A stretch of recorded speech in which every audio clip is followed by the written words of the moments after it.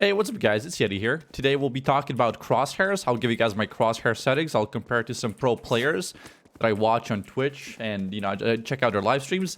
But yeah, let's get right into it. So first of all, to start this topic, crosshairs are completely preference based. I will give you guys my settings, but you don't have to use them specifically. You can change the numbers. You can actually even change your crosshair every single day. That's something that Summit 1G does. Pretty much every single stream you see him using a different crosshair because he's just the kind of guy who likes to toy around with that kind of stuff. So yeah, let's get right into it. So I'll be comparing Brax's crosshair, Shroud's crosshair, and my crosshair. So if you see, they both have white crosshairs. Brax has a very tight crosshair, very short lines, very together, and then Shroud has longer lines, black outline, and they're further apart from each other, while mine is basically in the middle. So that being said, I want to explain the thought process behind crosshairs and what I think you should use and what you should not use. So first thing I want to get out of the way is dot crosshairs. Just a dot, I wouldn't use it. Some people like it. People actually play really good with it. I just don't like it. I think it really messes you up whenever you're trying to control your spray. I can't imagine controlling recoil with a dot. I just think I would lose it super fast. And just the idea that you don't have a vertical and horizontal line just kind of makes aiming less mathematical but more just reaction based, if that makes any sense. Maybe that's just because I played with a crosshair for so long, and then the first time I was introduced to actual dot crosshairs was in Overwatch, and I didn't like them back then. But yeah, I wouldn't use a dot if I was you guys, but if you come from a background where you used a dot before and you're super used to it, then hey, go for it.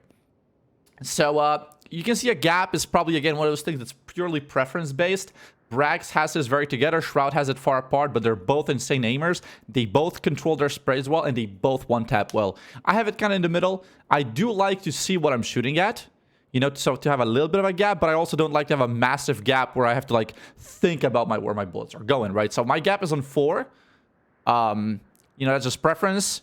My opacity is on all the way. I think they also use full opacity. I can't really check that easily, but, again, this is preference. I think default is on 0.8. If you like it that way, that's cool. I like to have it as bright and as vibrant as possible.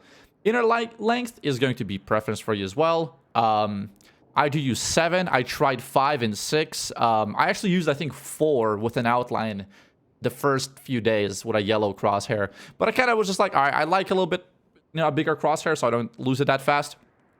Then for thickness, this is a weird topic. I can't give you a yes or no answer here, right? If I go to 1 and I go to 2, the gap, the actual middle line changes, right? So you see the middle is here now. If I go to 2, it changes as well. And if you have a dot on, this is super weird, by the way, guys. I can't give you an answer to this. This is just a matter of experimentation. We put the dot on, and if it's on 2, it's fine, right? If we put it on 1, it's not in the center anymore. But if we put this one on 1, it is in the center again. So that's just super odd to me. I don't know which one is the real center. I just know for a fact that 2 is a lot easier to play with than 1 for me. But yeah, this is something you guys are gonna have to experiment with, okay? I don't know where the exact center of the screen is and where bullets go, but I do know that 90% of people use crosshair thickness 2. So I'm gonna just say follow them. It doesn't really matter if, the exact middle is on the, 1 pixel up or down, because at the end of the day, their face is at least 40 fucking pixels anyways, right? So I don't think it matters that much. But if you're a super mathematical, consistent, strict kind of person, you might want to test around with that. I haven't had a good way to test it, so I can't give you a yes or no answer, right? Outer lines are, again, preference. People do like them. What I've seen people do is run a fixed inner line crosshair and then run outer lines with error thingies, right? So what error thingy does is, I'll show you real fast here briefly.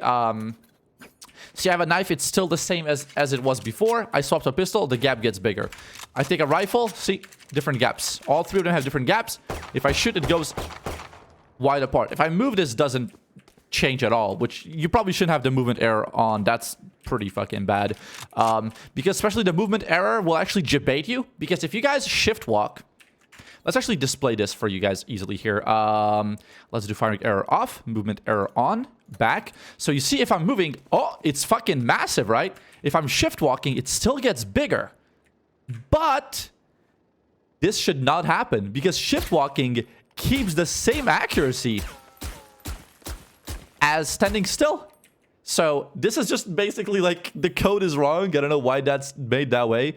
So yeah, movement error you want to have off. This is basically not consistent and not fully in line with how the actual game works. Firing error though is good. Some people like it. I know Tim the Tapman uses it. You can use it if you want to. Show spectator players crosshair, I would say have it on just to see what your teammates play with. It might impact your decision. It might make you change your crosshair, which is cool. It's good to change your crosshair. It's good to experiment. I actually, the crosshair I have now, I actually originally found in like 2015 when a professional CSGO player called Forrest used it. And I was like, wow, that's really, really nice. That's really, really clean. That just feels default, right? It feels like something that like 90% of people should use and will perform well with it. So this is the one I used.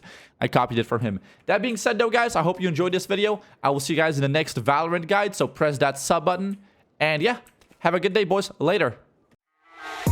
Break my heart, set it all on fire. I can't be safe, so I get higher and take my soul, throw it in the fire. I can't be safe, so I get higher. One shot, then 10 top, pass out. Never seeing me again when I